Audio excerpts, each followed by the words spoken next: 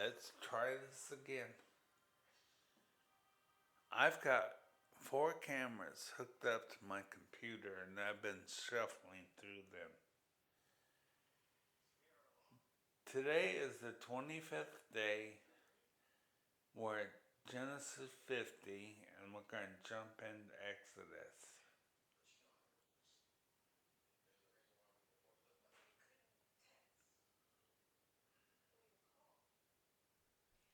Genesis 50. And Joseph fell upon his father's face, and wept upon him, and kissed him. And Joseph commanded his servants, the physicians, to embalm his father, and the physicians embalmed Israel. And 40 days were fulfilled for him, for so are fulfilled the days of those which are embalmed. And the Egyptians mourned for him 60 days. And when the days of his mourning were past, Joseph spake unto the house of Pharaoh, saying, If now I have found grace in your eyes, speak, I pray you, in the ears of Pharaoh, saying, My father made me swear, saying, Lo, I die. In my grave which I have digged for me in the land of Canaan, there shalt thou bury me. Now therefore let me go up, I pray thee, and bury my father, and I will come again. And Pharaoh said, Go up, and bury thy father, according as he made thee swear.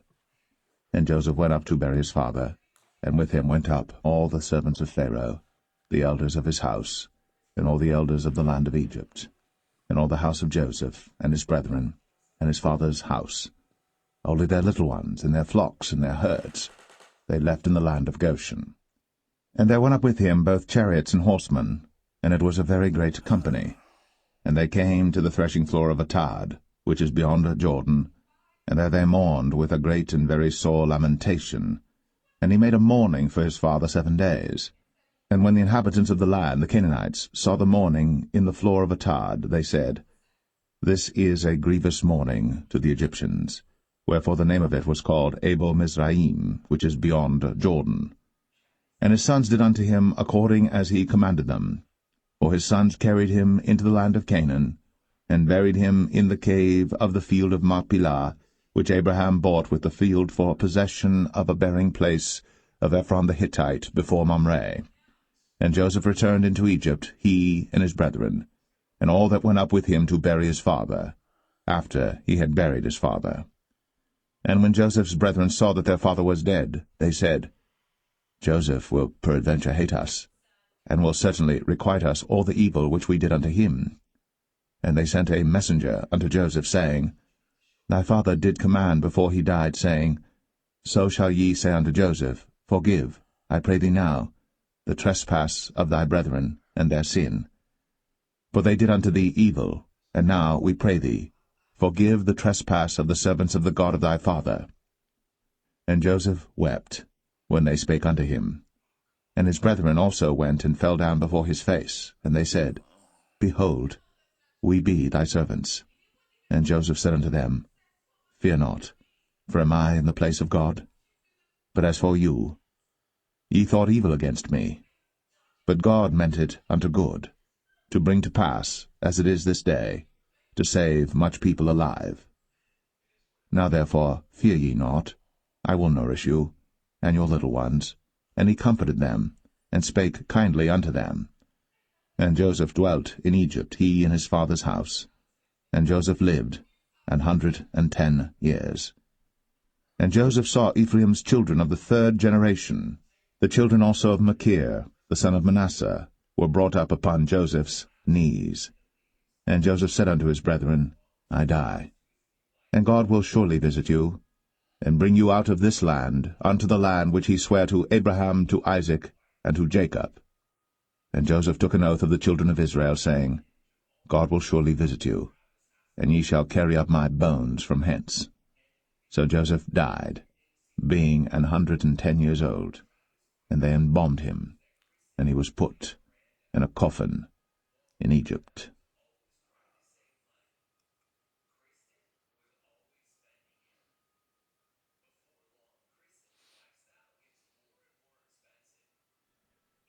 The Book of Exodus, Chapter 1. Now these are the names of the children of Israel, which came into Egypt. Every man in his household came with Jacob: Reuben, Simeon, Levi, and Judah, Issachar, Zebulun, and Benjamin, Dan and Naphtali, Gad and Asher. And all the souls that came out of the loins of Jacob were 70 souls, for Joseph was in Egypt already. And Joseph died, and all his brethren, and all that generation. And the children of Israel were fruitful, and increased abundantly, and multiplied, and waxed exceeding mighty, and the land was filled with them. Now there arose up a new king over Egypt, which knew not Joseph. And he said unto his people, Behold, the people of the children of Israel are more and mightier than we. Come on, let us deal wisely with them, lest they multiply. And it come to pass, that when there falleth out any war, they join also unto our enemies, and fight against us, and so get them up out of the land. Therefore they did set over them taskmasters, to afflict them with their burdens, and they built for Pharaoh treasure cities, Pithom and Ramses. But the more they afflicted them, the more they multiplied and grew, and they were grieved because of the children of Israel. And the Egyptians made the children of Israel to serve with rigor, and they made their lives bitter with hard bondage in mortar and in brick and in all manner of service in the field. All their service wherein they made them serve was with rigor. And the king of Egypt spake to the Hebrew midwives, of which the name of the one was Shiphrah, and the name of the other Puah. And he said, When ye do the office of a midwife to the Hebrew women, and see them upon the stools, if it be a son, then ye shall kill him, but if it be a daughter, then she shall live. But the midwives feared God, and did not as the king of Egypt commanded them, but saved the men-children alive. And the king of Egypt called for the midwives, and said unto them, Why have ye done this thing, and have saved the men-children alive? And the midwives said unto Pharaoh, Because the Hebrew women are not as the Egyptian women, for they are lively, and are delivered ere the midwives come in unto them. Therefore God dealt well with the midwives, and the people multiplied, and waxed very mighty. And it came to pass, because the midwives feared God, that he made them houses.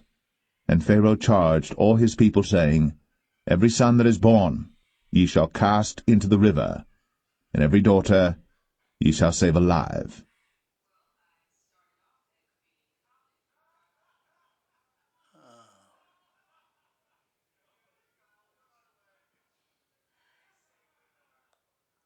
And there went a man of the house of Levi, and took to wife a daughter of Levi. And the woman conceived, and bare a son. And when she saw him that he was a goodly child, she hid him 3 months.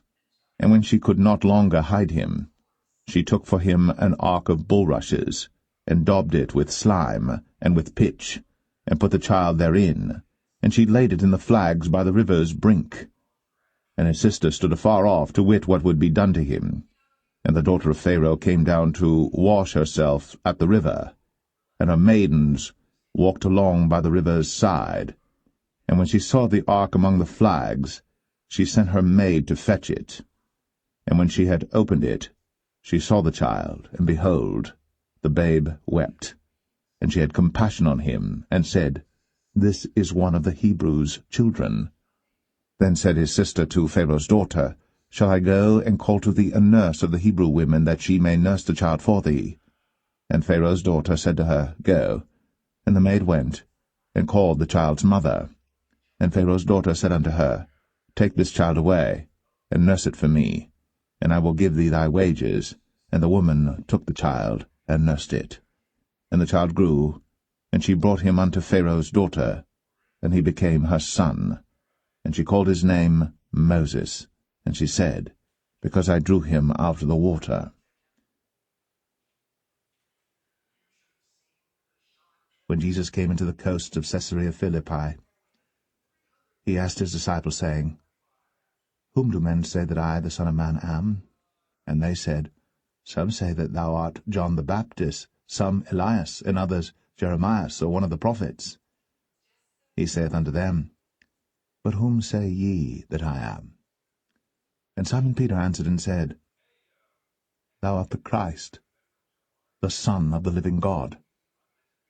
And Jesus answered and said unto him, Blessed art thou, Simon Bar-Jonah, for flesh and blood hath not revealed it unto thee, but my Father which is in heaven. And I say also unto thee, that thou art Peter, and upon this rock I will build my church, and the gates of hell shall not prevail against it. And I will give unto thee the keys of the kingdom of heaven.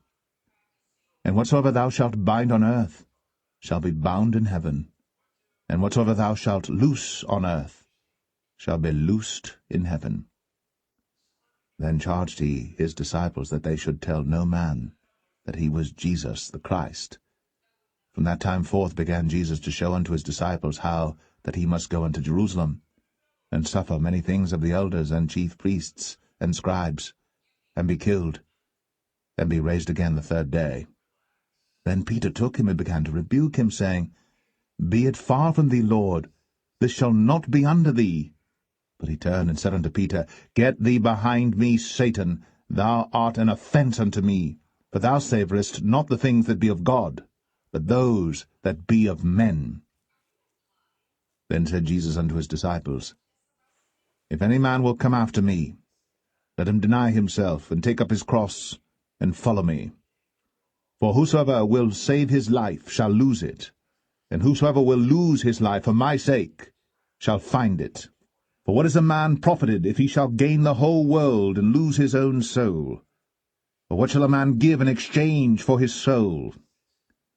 For the Son of Man shall come in the glory of his Father with his angels, and then he shall reward every man according to his works. Verily I say unto you, there be some standing here which shall not taste of death till they see the Son of Man coming in his kingdom.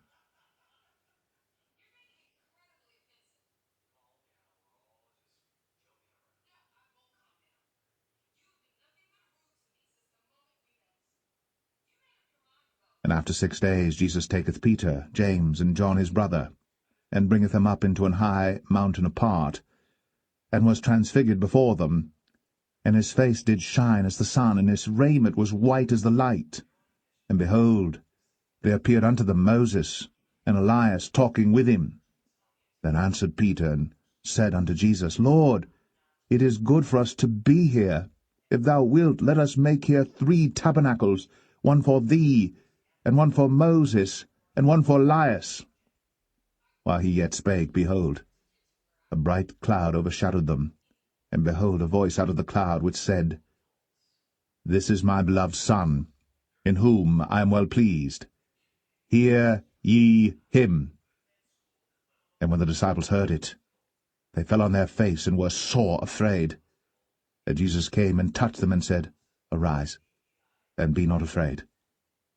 And when they had lifted up their eyes, they saw no man save Jesus only.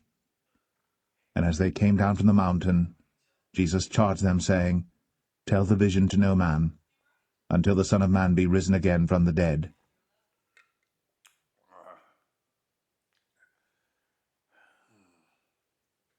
Psalm 21.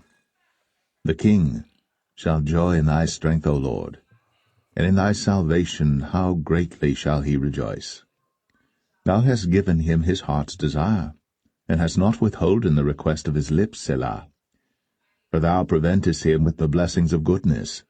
Thou settest a crown of pure gold on his head. He asked life of thee, and thou gavest it him, even length of days for ever and ever. His glory is great in thy salvation. Honour and majesty hast thou laid upon him. For thou hast made him most blessed for ever. Thou hast made him exceeding glad with thy countenance. For the king trusteth in the Lord, and through the mercy of the Most High he shall not be moved. Thine hand shall find out all thine enemies. Thy right hand shall find out those that hate thee. Thou shalt make them as a fiery oven in the time of thine anger. The Lord shall swallow them up in his wrath, and the fire shall devour them. Their fruit shalt thou destroy from the earth, and their seed from among the children of men. For they intended evil against thee. They imagined a mischievous device, which they are not able to perform. Therefore shalt thou make them turn their back, when thou shalt make ready thine arrows upon thy strings against the face of them. Be thou exalted, Lord, in thine own strength, so will we sing and praise thy power.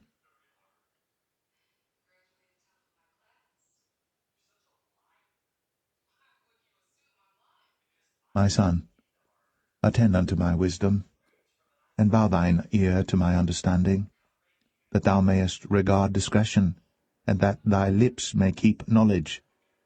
For the lips of a strange woman drop as an honeycomb, and her mouth is smoother than oil. But her end is bitter as wormwood, sharp as a two-edged sword. Her feet go down to death, her steps take hold on hell. Lest thou shouldst ponder the path of life, her ways are movable, that thou canst not know them. Oh, thank you. Let's see. I gotta get up. That's the end of Genesis. Day 26. God bless you.